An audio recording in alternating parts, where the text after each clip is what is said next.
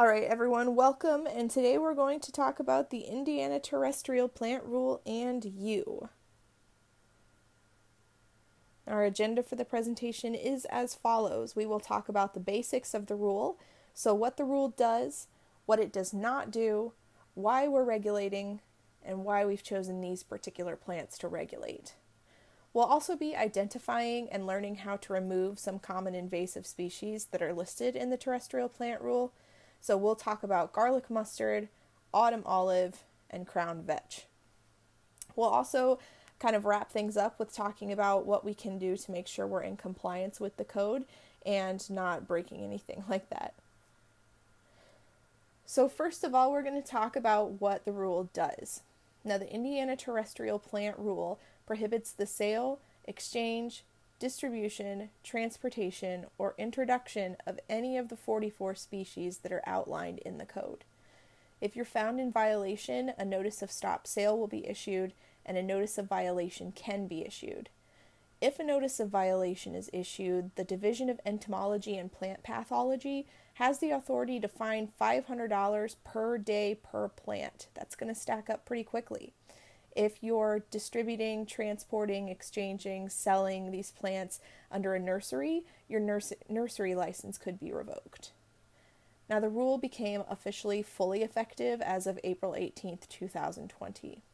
So any of those listed species, you cannot sell, distribute, exchange, etc. in any way, shape, or form.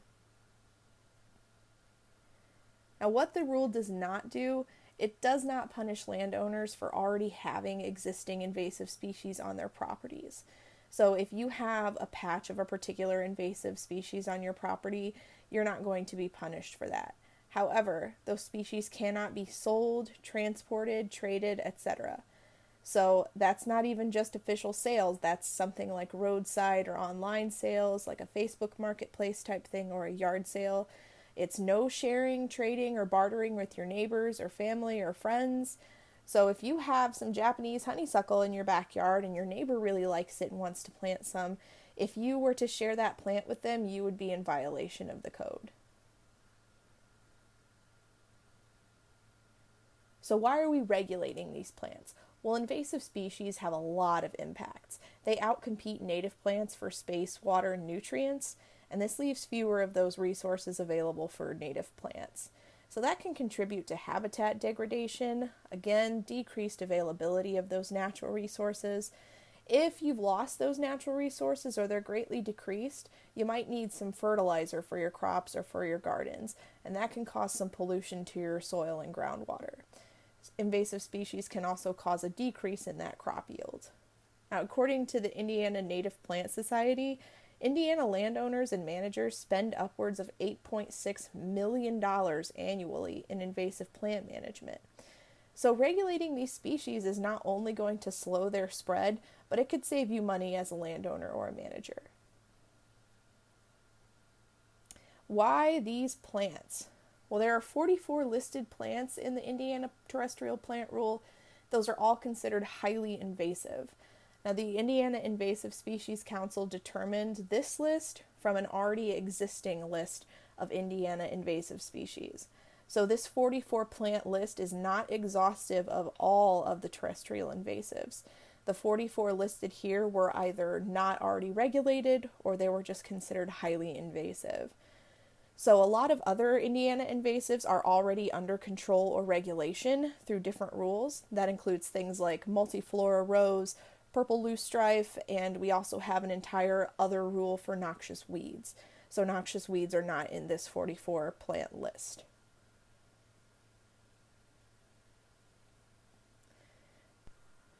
Alright, now we're going to talk about identifying and removing some common invasives that are listed in the Terrestrial Plant Rule. If you take a look at this slide, on the top left, we have a photo of garlic mustard.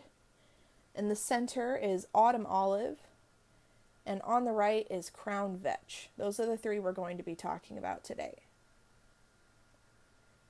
And we're going to start first with garlic mustard. This is a pretty common one that a lot of landowners see and have to deal with. It's a very aggressive herb and it's in the mustard family. It's native to Europe and was originally introduced for food and medicinal purposes, Folks actually still eat garlic mustard. You can make different kinds of recipes with it. So it is an edible plant. It's very, very shade tolerant, and it can very quickly invade and overtake understory and outcompete those native understory plants. It can also self-pollinate, which is a big part of what causes those dense patches of it to spread very quickly. The bottom photo, you can see a very dense patch of garlic mustard. It also has seeds that are very easily dispersed by wind and water. It quickly displaces that native vegetation. It's also considered allelopathic, which means that it can cause damage to the soil health that can prevent or cause problems with other plants when they're trying to grow. It can also become especially dense on disturbed land because of how quickly those seeds can spread. Garlic mustard is a biennial. It's generally 2 to 3 feet tall. Leaves are hairless with scalloped edges. If you pull the plant up by its root, you'll see that it has a white S or L-shaped taproot. It has small, white, 4-petal flowers clustered with long, skinny seed pods. You can see those in the bottom photo. And the leaves and roots have kind of a garlic or onion odor when they're crushed, which is where obviously the plant gets its name. Although it's in the mustard family, it has more of a garlicky odor to it. Some controls for garlic mustard. A very effective form of control for garlic mustard is the repeated manual removal. That means you're just pulling it up by hand and getting that whole taproot out of the ground. Now, when you pull it, it's important to bag it and dispose of it with regular garbage. Don't put this plant in your compost pile. You're just going to start growing garlic mustard in your compost, which you don't want. And if it's possible, you want to pull it before it starts to set seed. If you're going to pull it post-seed, you need to be careful not to disrupt those seed pods. Otherwise, you're just going to have done all of that pulling for nothing. So that repeated manual removal is going to help deplete the garlic mustard seed bank.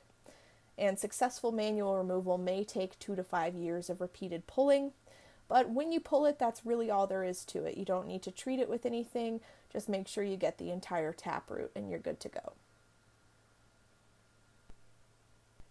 So now we're going to move on to the autumn olive. Autumn olive is a deciduous shrub that's native to Asia and was originally introduced as an ornamental. The problem with autumn olive is that it creates a very dense shade that makes it really difficult for plants to grow. It can produce up to 200,000 seeds per year. Its roots also are really good nitrogen fixers, which can help it grow in unfavorable conditions, but unfortunately it throws off the natural nitrogen balance for the plants that are already trying to grow there. It also reproduces very quickly.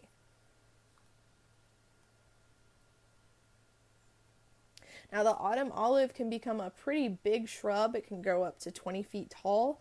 It has these pale yellow or cream-colored flowers that you see on the top. It also has pink or red spotted berries that are edible to animals and humans.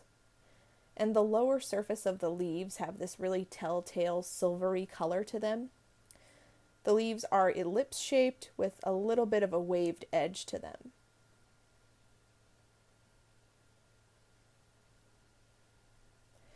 So some controls for autumn olive. Kind of like the garlic mustard, manual removal of the seedlings and smaller plants is very effective, but you'll want to make sure you do it before it's fruiting.